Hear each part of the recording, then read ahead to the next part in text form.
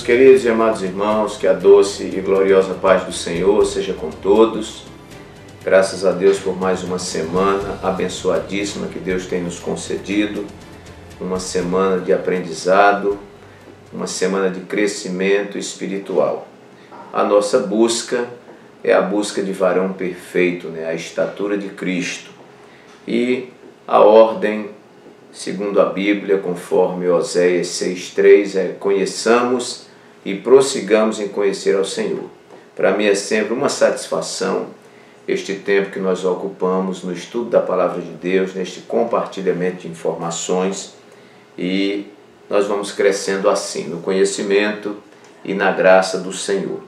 E certamente não vamos cair naquela armadilha dos tempos de Oséias, O meu povo foi destruído porque lhe faltou conhecimento. Nós louvamos a Deus por esta oportunidade, pelos canais que Deus tem disponibilizado para o nosso crescimento espiritual. Eu cresço, você cresce e assim todos nós somos beneficiados para a glória de Deus. Meus amados irmãos, prosseguindo no estudo da nossa lição, hoje nós vamos estudar a lição número 10 de um conjunto de lições sobre batalha espiritual, o povo de Deus e a guerra contra as potestades do mal. E já estamos na 10ª lição. Muita coisa boa já estudamos aí para trás, falando sobre batalha espiritual. Eu colocaria como texto áureo de todo este conjunto de lição, Efésios 6,12, onde Paulo diz aos crentes de Éfeso: porque a nossa luta não é contra a carne e o sangue, mas sim contra os principados, contra as potestades, contra os príncipes das trevas deste século, contra as hostes espirituais da maldade nos lugares celestiais.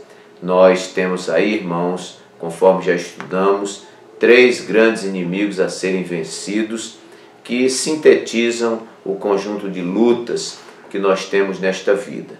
A nossa luta contra a carne, contra esta natureza carnal do homem, natureza que só se inclina para o mal.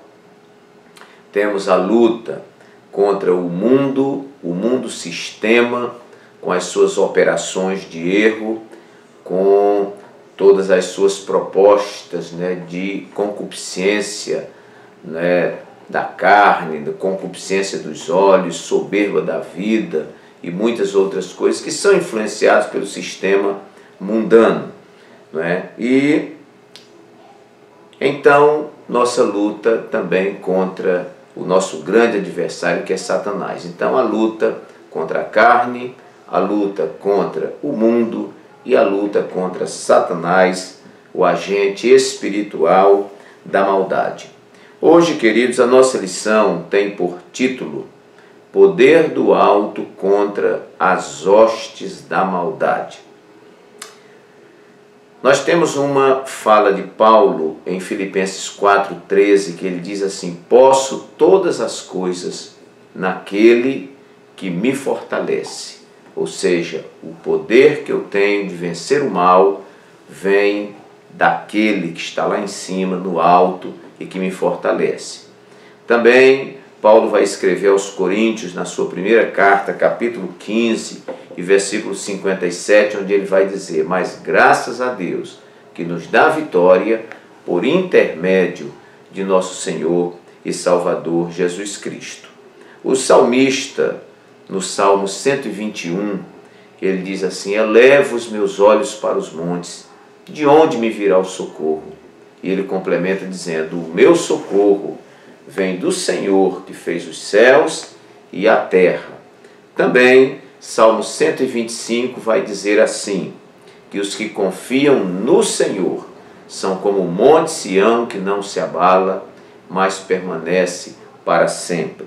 Também complementando aí com o Salmo 124, que é um salmo que eu aprecio bastante, o salmista diz assim: se não for o Senhor que esteve ao nosso lado, ora diga Israel, se não for o Senhor que esteve ao nosso lado, então os nossos inimigos, eles já nos teriam engolido vivos. Ok, irmãos, então lição número 10 para 10 de março de 2019, poder do alto contra as hostes da maldade. Já vimos que na força do braço, na força física, com a nossa própria capacidade, é impossível nós vencermos esta batalha. Mas, se nos entregarmos nas mãos daquele que tem todo o poder no céu e na terra, certamente nós seremos vencedores no mundo espiritual contra os agentes espirituais da maldade. O texto áureo da nossa lição diz assim: Eis que sobre vós envio a promessa de meu Pai. Ficai, porém, na cidade de Jerusalém, até que do alto sejais revestidos de poder. Uma ordem de Jesus aos seus discípulos, que Lucas faz questão de registrar no capítulo 24, versículo 49. Verdade prática nos diz: as obras das trevas são demolidas pelo poder de Deus no trabalho de pregação do Evangelho de Cristo. A leitura semanal, irmãos, a leitura de segunda-feira, que está fundamentada em Mateus 10:1, diz assim: o poder do alto liberta os oprimidos e cura os enfermos. Terça-feira, Marcos capítulo 5, versículos de 6 a 10, diz: o Senhor Jesus faz os demônios estremecerem. Quarta-feira, Lucas 4:36, nos diz: as hostes da maldade só podem ser vencidas por Jesus. Claro. Quinta-feira, a leitura está em Atos 13, 9 a 11, que diz: é necessário ser cheio do Espírito Santo para vencer a força do inimigo.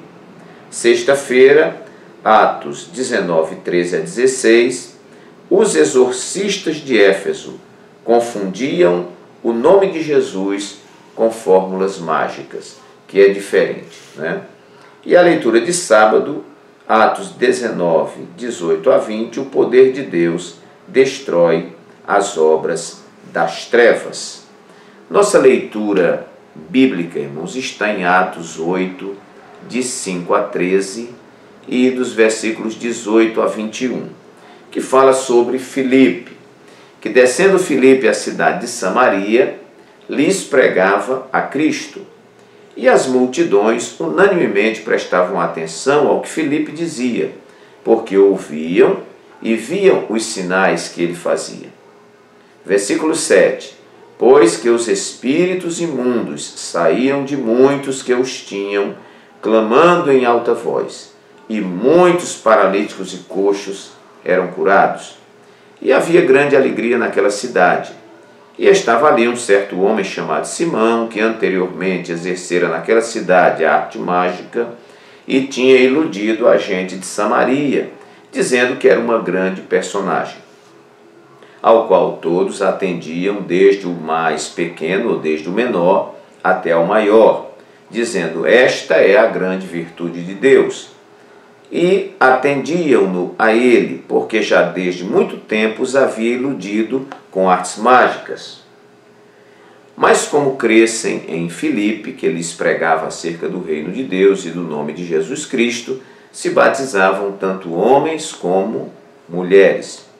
E creu até o próprio Simão, e sendo batizado ficou de contínuo com Filipe, e vendo os sinais e as grandes maravilhas que se faziam, ele estava atônito. E Simão, vendo que pela imposição das mãos dos apóstolos era dado o Espírito Santo, lhes ofereceu dinheiro, dizendo: dai-me também a mim esse poder, para que aquele sobre quem eu puser as mãos receba o Espírito Santo. Mas disse-lhe Pedro: o teu dinheiro seja contigo para perdição, pois cuidaste que o dom de Deus se alcança por dinheiro. Tu não tens parte nem sorte nesta palavra, porque o teu coração não é reto diante de Deus.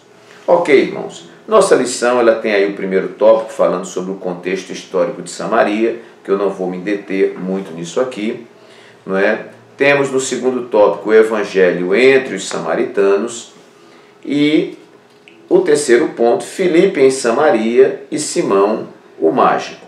E por fim, uma conclusão desta lição. Nós vamos comentar alguns tópicos aqui, eu enumerei 10 tópicos que podem complementar a sua lição, que podem te ajudar na compreensão e óbvio, né, irmãos, que nesses tópicos aqui eu vou extraindo alguma coisa da lição. Minha preocupação é este foco, que é o tema da lição. Muito cuidado, você que é professor, para não pegar, não é, um galho da árvore e focar naquele galho, né? Então você tem um eixo, você tem um centro, você tem uma espinha dorsal na lição, que é o título dela, Poder do Alto contra as hostes da maldade. Eu vou tentar ser o mais fiel possível a esse título, e você pode, quando eu faço o meu comentário aqui, irmãos, são sugestões, não implica dizer que você tem que falar na sua classe desses 10 tópicos, você pode falar um tópico, 2, 3, 4, 5, os 10 se quiser, pode pegar um tópico desse e enriquecer um dos tópicos da lição, e assim sucessivamente. Então, o primeiro tópico que eu coloquei nesta lição, já que trata do poder do alto contra as hostes da maldade, é que o poder do alto, ele seria imprescindível antes dos discípulos saírem para a grande comissão. Eu acho isso aqui muito interessante, irmãos, porque Jesus, ele, não é, agrega a si aqueles discípulos. Marcos vai escrever, se não estou equivocado, no capítulo 3, ele vai dizer que Jesus chamou aqueles que ele quis, não é, e nomeou esses discípulos para que estivessem junto com ele. Então Jesus orou a noite toda e escolheu aqueles que ele quis. E durante 3 anos e meio aproximadamente, Jesus andou com esses discípulos. Andou, comeu, dormiu, privou com eles ali da sua intimidade e ensinou-lhes muitas coisas. E depois ele nomeou esses discípulos. Há um momento no ministério de Jesus que ele separa de 2 em 2, né? E envia para que eles vão e preguem o Evangelho. Ele depois prepara a equipe de 70 e envia também, como se fosse um estágio, né? E Jesus deu poder a esses homens, né? Nomeou para que eles fossem seus apóstolos e outros apenas discípulos, né? Mas que esses discípulos deveriam reproduzir a obra que Jesus tinha realizado entre eles. Então, queridos, Jesus em Lucas 24, 49, ele ainda não tinha subido aos céus, já havia ressuscitado, e ele diz aos discípulos: eis que sobre vós envio a promessa de meu Pai. Ficai, porém, na cidade de Jerusalém, até que do alto sejais revestidos de poder. E depois Jesus é assunto aos céus, e eles permanecem ali aguardando o revestimento de poder. Ok, mas eu gosto muito da referência que está em Atos 1:8, que Jesus diz aos discípulos. Ele está ali no monte, prestes a subir. Já é uma versão contada por Lucas, em Atos dos Apóstolos, capítulo 1, versículos 6 a 8, onde os discípulos perguntam a Jesus: restaurarás tu neste tempo o reino a Israel? E Jesus diz para eles: não vos compete saber os tempos e nem as estações que o Pai reservou pela sua exclusiva autoridade, mas recebereis poder ao descer sobre vós o Espírito Santo, e ser-me-eis testemunhas, tanto em Jerusalém como em toda a Judéia, Samaria e até os confins da terra. Então, queridos, fica patente que esses discípulos não deveriam sair para esta grande comissão da evangelização sem que antes eles fossem revestidos de poder. Até porque aquele que prega o evangelho vai se deparar com as oposições do maligno, com as oposições da sua carne, com as oposições do mundo, não é? Você não sai para uma evangelização sem encontrar oposição. É por isso que antes de ir para a evangelização, a gente ora, a gente se prepara, porque o diabo não quer que as pessoas sejam salvas. Então ele vai sempre se interpor, vai sempre tentar atrapalhar para que você não anuncie o evangelho. Hoje nós temos pessoas que têm vergonha de falar de Jesus, tem pessoas que têm vergonha de pregar, têm vergonha de testificar. E a gente vê claramente que falta nesse irmão um revestimento de poder. O batismo com o Espírito Santo não é uma experiência para que a gente fique enclausurado, não é, dentro da igreja, ou que a gente se feche, não é, em um ambiente, numa redoma, para que a gente fique usufruindo desse poder, mostrando uns para os outros que temos poder, que somos poderosos, que somos cheios do Espírito Santo, para que alguém fique admirado e diga: ó, que irmão tão espiritual, que irmão tão cheio. E parece que hoje o foco é esse. Mas, meus queridos, o revestimento de poder, o batismo com o Espírito Santo, que não impulsiona o crente à evangelização, este batismo com o Espírito Santo, lamento dizer, ele é falso. Ele não é batismo com o Espírito Santo genuíno, como nós aprendemos dos nossos pais. Uma das forças é o impulso para a evangelização. Então, esse poder do alto, ele seria e é imprescindível antes de sairmos para a grande comissão, como também era e seria imprescindível antes dos discípulos de Jesus saírem para a evangelização. Os irmãos vejam que em Atos capítulo 2, os discípulos recebem o batismo com o Espírito Santo. E o Pedro que negou Jesus, o Pedro que ficou ali escondidozinho à beira da fogueira, dizendo que nem conhecia Jesus, ele agora se levanta com toda a intrepidez e prega um sermão onde aproximadamente 3.000 almas se entregam ao Senhor. O que é isso, irmãos? É o impulso do Espírito, a capacitação do Espírito Santo. Bom, em segundo lugar, o poder do alto para que se atendesse às demandas carentes do mundo. O poder do alto para que se atendesse às demandas carentes do mundo. Eu pego aqui, tomo Lucas capítulo 4, versículo 18 e 19, onde Jesus diz: o Espírito do Senhor é sobre mim, pois que me ungiu para evangelizar os pobres, enviou-me a curar os quebrantados do coração. Vamos ver aqui. O Espírito do Senhor é sobre mim, pois que me ungiu para evangelizar os pobres, enviou-me a curar os quebrantados do coração, a apregoar liberdade aos cativos, a dar vista aos cegos, a pôr em liberdade os oprimidos do diabo, a anunciar o ano aceitável do Senhor.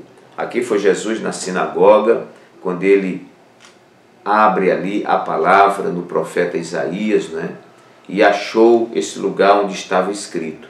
E diz a Bíblia que Jesus, fechando o livro e tendo dado ao ministro, assentou-se e os olhos de todos na sinagoga estavam fitos nele. E Jesus diz: hoje se cumpriu esta escritura entre vós.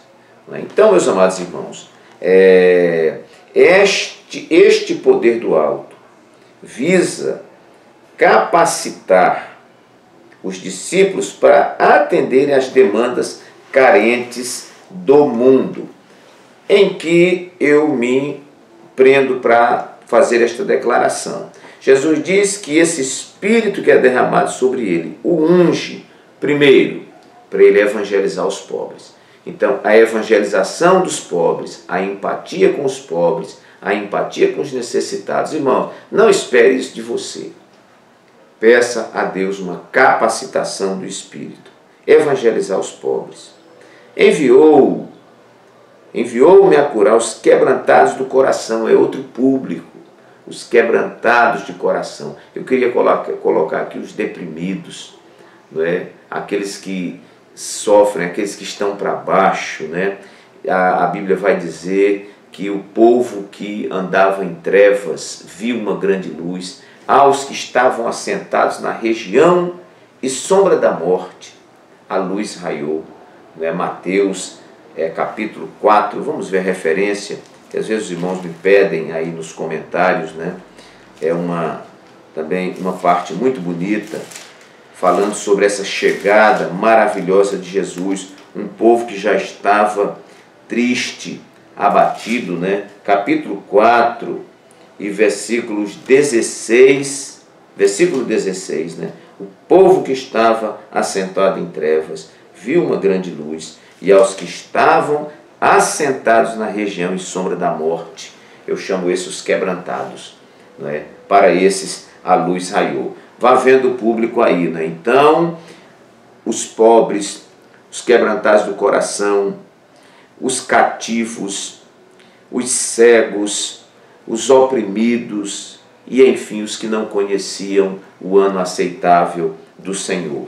Marcos 16, 15, outra referência também muitíssimo importante para você guardar.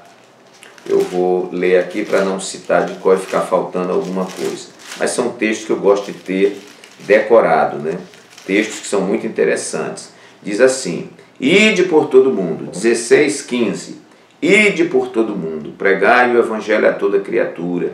Quem crê e for batizado será salvo, mas quem não crê será condenado.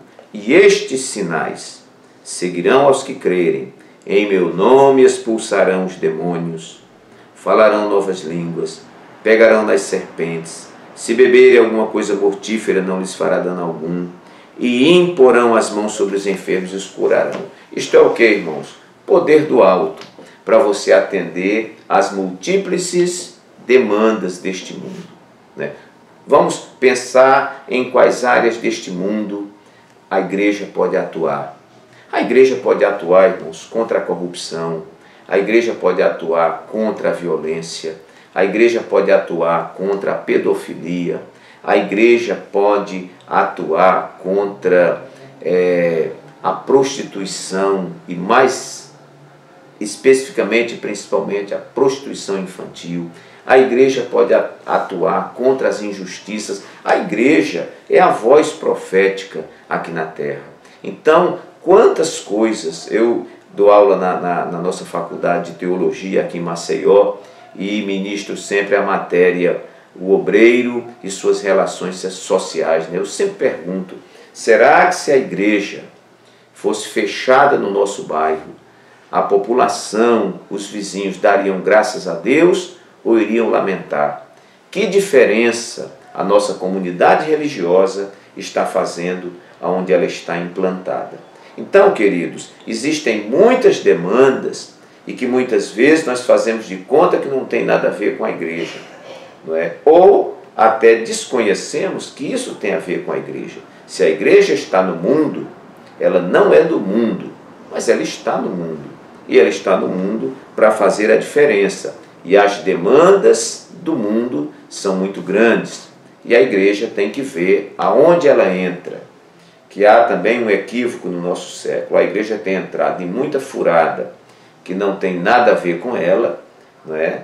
E tem desprezado determinadas coisas. Eu lembro de uma palestra de um pastor que ele disse assim: se você está colocando a sua igreja na rua, não é? Naquela passeata, né, para Cristo, né, na marcha para Jesus, para mostrar a força da sua igreja, você embarcou em uma canoa furada. Nós não estamos precisando, né, de marchar pelo meio da rua, dando demonstração de força. Nós estamos precisando atuar nas áreas em que a igreja pode chegar, não é? Como uma sociedade organizada, como um grupo que tem o Espírito Santo morando em seu coração, como um grupo liberto do pecado, né? Atuando para a melhoria da nossa sociedade em suas diversas demandas. Ok. Terceiro lugar, poder de Deus que autentica a mensagem evangelística. Irmãos, muitas vezes a nossa mensagem evangelística, ela é ineficaz porque ela é desprovida de poder do alto. Há uma palavra muito interessante e muito batida, mas diz que a repetição, ela é uma excelente professora. Então eu quero mostrar aqui para os irmãos, você que tem uma Bíblia pode acompanhar, Atos capítulo 3, quando Pedro e João sobem juntos ao templo à hora da oração, que era a 9, 3 horas da tarde aproximadamente. E era trazido um homem que desde o ventre de sua mãe era coxo, o qual todos os dias era colocado à porta do templo para pedir esmola aos que entravam. E esse paralítico, vendo a Pedro e João, que iam entrando no templo, pediu que lhe dessem uma esmola. Pedro, com João, fitando os olhos nele, disse: olha para nós. E olhou para eles, esperando receber alguma coisa. E disse Pedro: não tenho prata, nem ouro, mas o que tenho, isso te dou. Em nome de Jesus Cristo Nazareno, levanta-te e anda. E tomando-o pela mão direita, o levantou, e logo os seus pés e tornozelos se firmaram. E, saltando ele, pôs-se em pé, e andou, e entrou com eles no templo, andando e saltando e louvando a Deus. Eu não vou falar tudo aqui, todo o texto, mas nós vamos ver que este milagre causou um grande alvoroço e foi, vamos dizer, um gancho para que Pedro e João pregassem a palavra ali nos seus dias. Então, queridos, nós vamos ver aqui na leitura, eu quero aproveitar o texto, Atos capítulo 8, versículo 6, que está aqui na nossa leitura bíblica, que diz assim: e as multidões unanimemente prestavam atenção ao que Filipe dizia, porque ouviam e viam os sinais que ele fazia. Irmãos, a minha oração neste dia, nesta hora desse estudo da lição, é que o Senhor nos dê um avivamento, um revestimento de poder, a ponto de que os sinais voltem a aparecer na igreja, o batismo com o Espírito Santo, a cura divina e outras coisas que falei na lição anterior, que estão disponíveis para a igreja e muitas vezes estão sendo deixados de lado. Então, é isso que nos enriquece e isso que autentica a mensagem evangelística. Quantas vezes Paulo estava pregando, mas do outro lado haviam religiosos que se contrapunham a Paulo. Paulo vai pregar na Grécia e os gregos se contrapõem a Paulo. Mas o que fortalecia tanto a evangelização de Jesus, como a evangelização dos apóstolos, como a evangelização da igreja primitiva, eram os sinais que aconteciam entre eles. Nós vamos ver aqui ainda uma outra referência, em Atos capítulo 4, está vindo agora ao meu coração, que diz que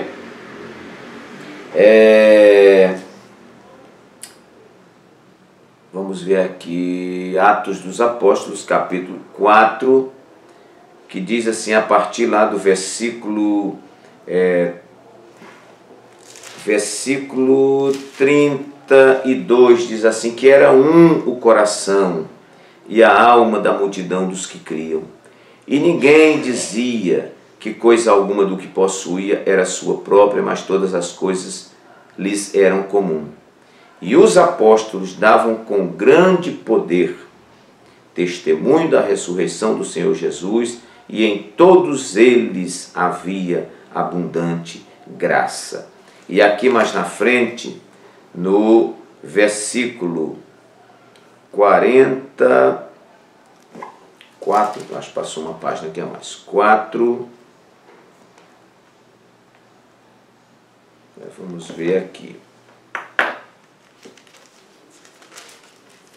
Aliás, perdão, irmãos, eu estou trocando aqui a referência, Capítulo 2, esse trecho que eu li está mais na frente, mas aqui, no capítulo 2, versículo 42, diz que eles perseveravam na doutrina dos apóstolos, e na comunhão, e no partir do pão, e nas orações. E em cada alma havia temor, e muitas maravilhas e sinais se faziam pelos apóstolos. Todos os que criam, em consequência disso, estavam juntos e tinham tudo em comum.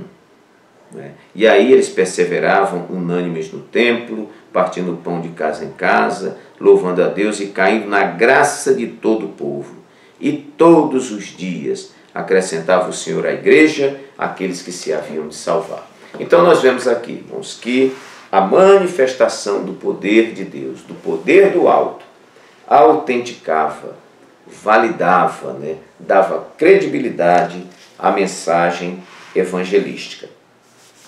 Em quarto lugar, poder de Deus que subverte, que suplanta os falsos poderes. Meus queridos, Paulo escreveu dizendo que nos últimos dias haveria tempos trabalhosos, haveria obreiros fraudulentos. Jesus diz que nos últimos dias haveriam falsos profetas. Em quais lugares nós ouvimos mensagem genuína como esta aqui? Em pouquíssimos lugares, irmãos. Muitas vezes o que nós vemos muito por aí na mídia são obreiros corruptos que estão tentando atender a demanda do povo baseado no interesse do povo. Não são profetas do Senhor. Paul Washer diz uma frase muito interessante. Ele diz que a maior marca de um falso profeta é quando ele diz tudo o que você quer ouvir. Então, em quais lugares nós temos, eu digo isso aqui para a glória de Deus, que nós temos mensagens genuínas, mensagens bíblicas, mensagens que mexem com a tua estrutura, mas que quer te levar para o bem. Então, meus queridos, o poder de Deus, ele subverte, suplanta os falsos poderes.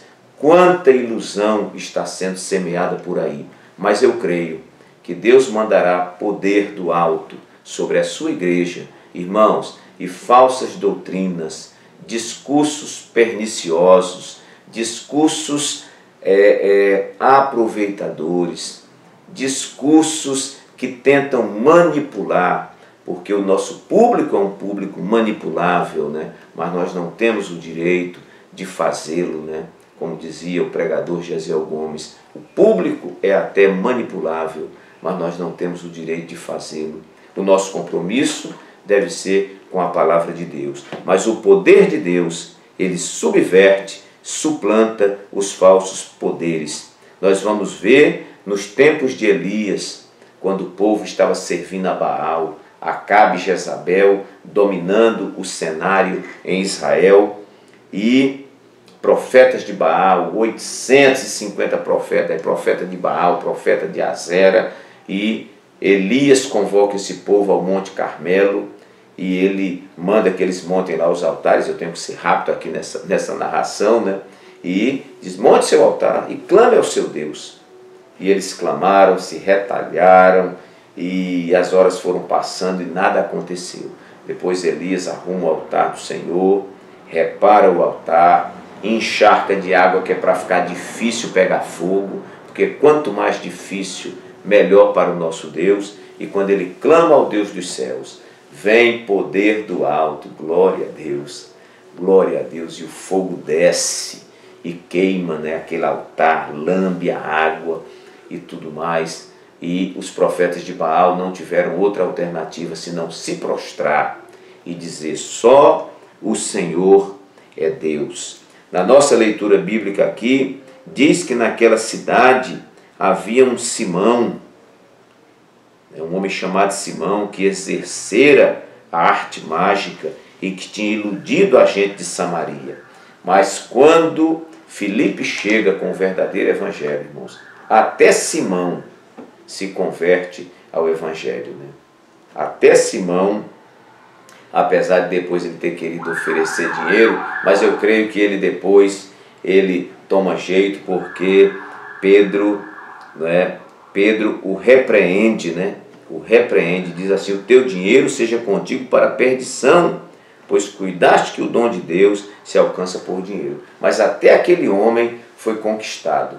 Eu creio num derramamento do Espírito de Deus, em que falsas doutrinas, heresias e outras coisas que estão iludindo o nosso povo, eles serão suplantados pelo poder de Deus.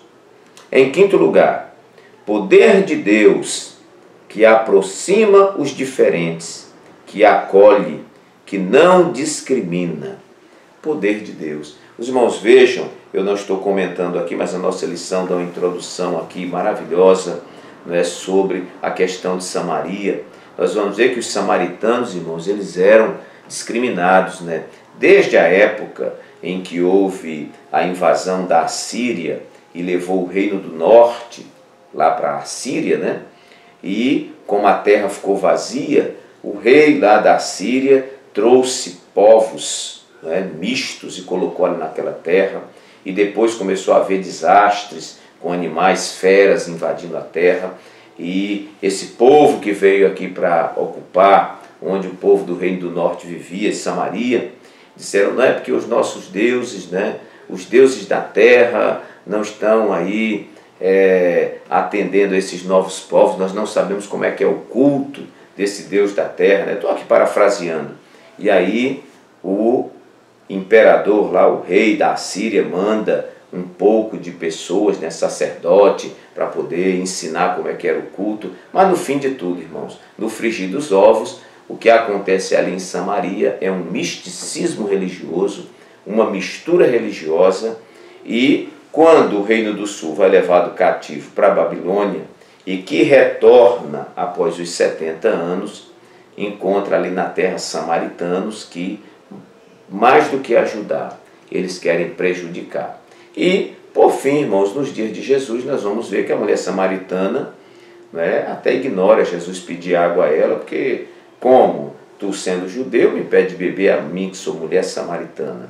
E aí tem a observação do narrador, que diz que os judeus não se comunicavam com os samaritanos, porque os judeus têm os samaritanos como um povo impuro. Mas nós vamos ver que o poder de Deus aproxima os diferentes, porque quando Filipe vai para a cidade de Samaria e prega o evangelho, irmãos, não é que o poder de Deus se manifesta naquele lugar a ponto, né, de apóstolos lá de Jerusalém irem conferir o que estava acontecendo por ali, né, e ver a manifestação do poder de Deus também naquele lugar. Então, Filipe vai presenciar, não é, essa manifestação, essa conversão e esse derramar do poder de Deus em Samaria, como houve em Antioquia, em outros lugares que os discípulos ficaram assim abismados, né? Como é que o poder de Deus está se manifestando aqui entre eles? Se manifestou na casa de Cornélio, um centurião romano, né? Então, queridos, este poder de Deus, ele aproxima os diferentes, ele acolhe, ele não discrimina. Nós vamos ver que nos dias de Jesus, no seu ministério, nós vamos ver que Jesus curou aqueles 10 leprosos, e o único que voltou para dar glória a Deus foi um samaritano. E Jesus disse: não foram 10 os limpos? Onde estão os 9? Só esse samaritano? Nós vemos um samaritano se destacando. Nós vamos ver Jesus contando lá em Lucas, né? Se eu não me engano, Lucas capítulo 10, ele contando a parábola do bom samaritano. Aquele, irmãos, para o judeu é uma afronta. Jesus destacar, né, que um sacerdote passou e ignorou o homem caído, o levita passou e ignorou o homem caído, né? Mas vem um samaritano.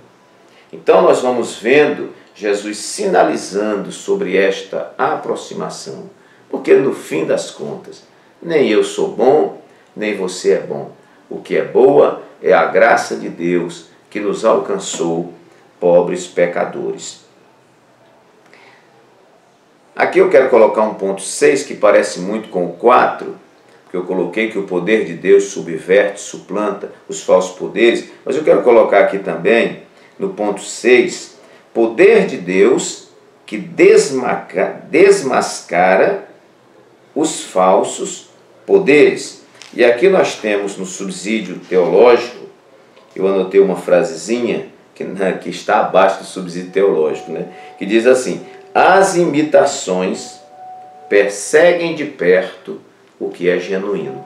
Anote esta frase: as imitações perseguem de perto aquilo que é genuíno. Mas, meus queridos, não é que o poder de Deus desmascara os falsos poderes?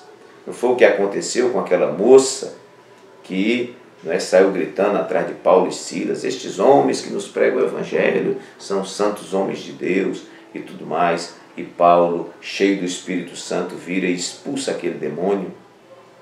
Nós vemos o caso também daqueles filhos de Seva, né? filhos de família ali sacerdotal, e eles querem usar a fórmula, né, que Paulo usava para expulsar demônio, e chegam lá em alguém que está endemoniado e diz: em nome de Jesus, a quem Paulo prega, nós te expulsamos. Os demônios disseram assim: nós conhecemos Jesus, e conhecemos Paulo e conhecemos Jesus, a quem Paulo prega, mas vocês quem são? E desmascaram aqueles exorcistas de meia tigela, né? Eles são desmoralizados. Então, meus irmãos, o poder de Deus, ele desmascara, ele tira a máscara dos falsos poderes. Em sétimo lugar, poder de Deus que não se pode barganhar. Ele é inegociável, ele é dom de Deus.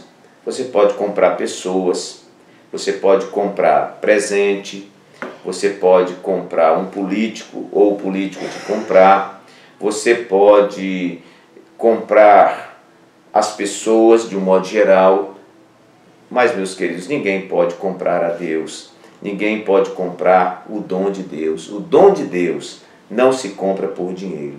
Nós vemos aqui em Simão, que vendo que pela imposição das mãos dos apóstolos era dado o Espírito Santo, lhes ofereceu dinheiro. Acho que ele achou bonito, dizendo: dai-me também a mim esse poder, para que aquele sobre quem eu puser as mãos receba o Espírito Santo.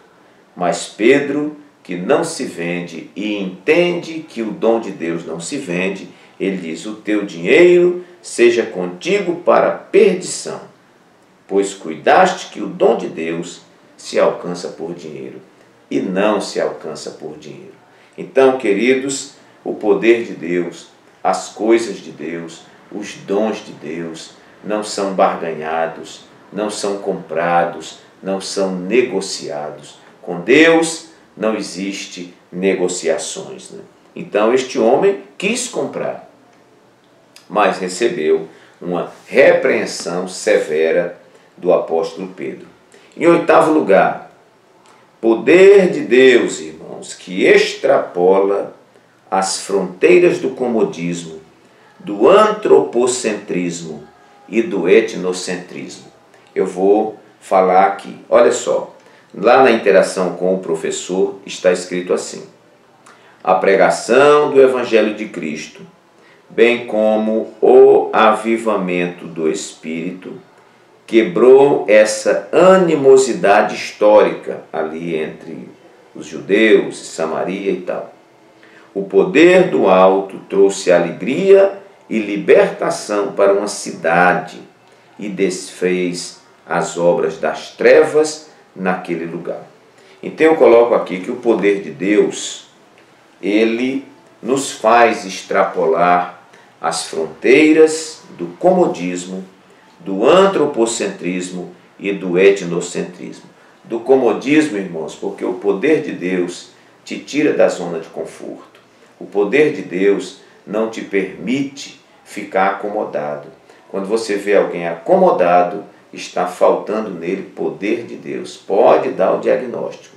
Está faltando poder de Deus. Quando você vê a pessoa, não quer ir para a igreja, aos cultos, não quer ir à escola dominical, não quer ir à evangelização, aparece de mês em mês na igreja, aparece só no dia da Santa Ceia. Não estou falando dos casos atípicos, né, irmãos? De pessoas que trabalham, pessoas que dão plantão, pessoas que são caminhoneiros. Não estou falando quando há impedimento. Eu estou falando daquela pessoa, das 6 horas da noite, o culto é 7 horas, ele nem banho tomou ainda. Não é? Aí 7 horas, não é? O pai, minha filha, vamos, minha esposa, vamos. Não é? Parece que você tem que arrastar a pessoa para a casa de Deus. Irmãos, diagnóstico: falta poder de Deus. Vamos ler Bíblia. Quando eu pego a Bíblia para ler, me dá tanto sono. Falta poder de Deus. Por que não dá sono quando você está lendo gibi, quando está lendo Sabrina, quando está assistindo filme? Agora, para o filme e para ler revista, não dá sono, mas para a palavra de Deus e para o culto, dá sono. Diagnóstico: está faltando poder de Deus. Nós temos muita gente acomodada. Nunca a comunidade religiosa esteve tão acomodada como hoje. Diagnóstico: falta poder de Deus, porque quando há poder de Deus, há dinâmica, há entusiasmo, não é? Há avivamento. Avivamento é você pegar uma brasa, soprar aquela cinza que está sobre ela e deixá-la vermelha. Então você extrapola as fronteiras do comodismo. Veja que o povo foi batizado com o Espírito Santo, ficou em Jerusalém, foi preciso ver aquela perseguição depois que o diácono, não é, morreu ali, não é, sendo apedrejado. Não é? Você vai ver isso aqui no capítulo 7 de Atos dos Apóstolos. Anote aí para você não perder essa referência. Atos dos Apóstolos, capítulo 7. Vamos ver aqui quando Estevão, pregando o Evangelho, cheio do Espírito Santo, né? Ele dá um discurso cheio do Espírito Santo, não é? E diz assim: mas ele, estando cheio do Espírito Santo e fixando os olhos no céu, viu a glória de Deus e Jesus que estava à direita de Deus. Aqui já no momento da morte de Estevão, né? Mas ele, se você vê o discurso dele aqui, parece que ele fala da Bíblia toda, lá do comecinho, e vai seguindo até Cristo, e ele morre apedrejado, mas vendo o céu aberto e o Filho de Deus à direita de Deus Pai. Muito bem, por causa da morte de Estevão, irmãos, houve uma grande perseguição em Jerusalém, e aí todo mundo foi correndo. Olha, Filipe foi parar em Samaria, e o Evangelho se expandiu, chegou aqui pelo menos em Maceió, onde nós estamos, chegou na tua cidade, chegou no interior, chegou no centro da cidade, chegou na grota, chegou na favela. Isto é o poder de Deus que nos arranca do comodismo. Também nos arranca e nos faz extrapolar a fronteira do antropocentrismo. Antropocentrismo é quando o homem está no centro. Não, irmãos, quando o Espírito Santo nos toma, a obra de Deus passa a ser mais importante, o reino de Deus passa a ser mais importante. Não é o que eu tenho e o que eu sou, os meus interesses pessoais que são mais importantes, mas o reino de Deus e a sua obra. E nos faz romper também as fronteiras do etnocentrismo. Etnocentrismo é quando a etnia, o povo, é mais importante, ou está no centro. Né? Então, quando um país se fecha em si mesmo, né, e ignora todos os outros países, o nome disso é etnocentrismo. Quando uma etnia é mais importante, se julga mais importante do que todos, né? Etnocentrismo. Né?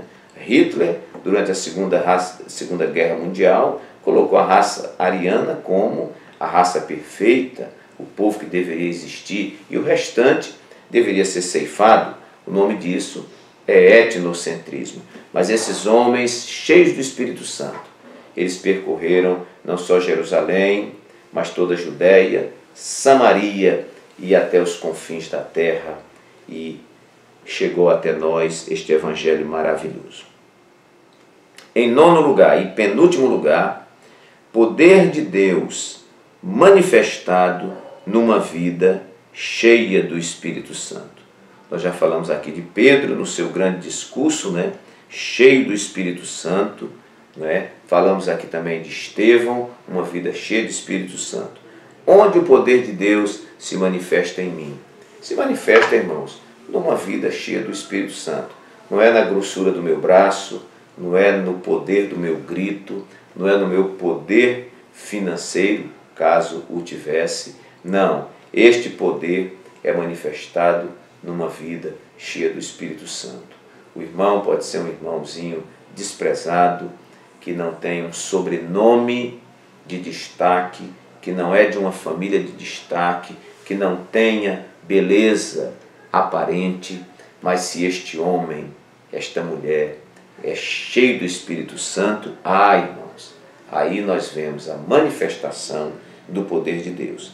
E em último lugar, poder de Deus que autentica os resultados.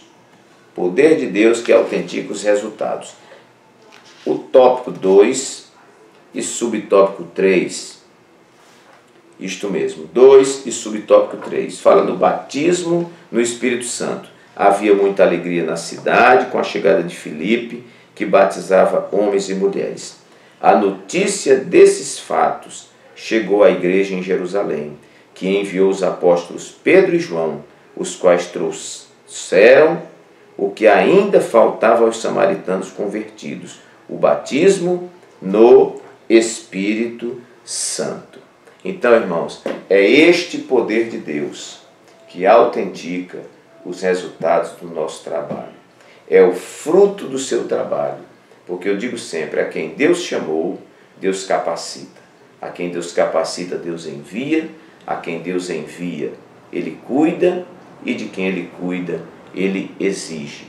Eu digo sempre, um homem chamado por Deus, uma mulher chamada por Deus, ele deve ter resultado positivo no trabalho que ele executa. E esse resultado positivo, irmãos, ele é fruto de uma vida cheia do Espírito Santo. E uma vida cheia do Espírito Santo é fruto deste poder do alto que vem até nós. Minha oração nesta noite que estou gravando aqui, já são 11h15 da noite, aqui na nossa querida Maceió, Alagoas, né? Eu oro para que Deus te encha do Espírito Santo, me faça mais cheio do Espírito Santo, e que com a vida cheia do Espírito Santo, irmãos, haverá fluidez, né? Haverá leveza nesta obra. Nós não estaremos aí quebrando tanto a cabeça, suando tanto a camisa, quando o Espírito Santo for derramado e ele executar aquilo que eu e você não temos força para fazer. Que Deus assim nos ajude, que Deus assim nos abençoe. Você que está assistindo esse vídeo pela primeira vez, de repente alguém compartilhou com você. Não se esqueça de se inscrever. Aí embaixo você vai ver inscreva-se, você aperta ali e vai aparecer um sininho, você vai apertar novamente no sininho para você receber as notificações. Compartilhe esse vídeo, né, com os seus amigos, com os seus irmãos, dê aí o joinha, o seu like, né, nessa mãozinha, né, e também nos comentários. Eu queria pedir aos irmãos que têm feito os comentários, que às vezes eu fico sem saber de onde o irmão é. Coloque lá embaixo no comentário a cidade de onde você está falando, né? Queremos mandar um grande abraço a todos os nossos irmãos que têm compartilhado esse vídeo, têm assistido a esse vídeo, né? Irmãos aí de diferentes lugares do nosso Brasil. Que Deus assim lhe abençoe grandemente. Receba um abraço carinhoso do pastor Walter Pereira. Até o nosso próximo vídeo, se Deus assim o permitir. Amém.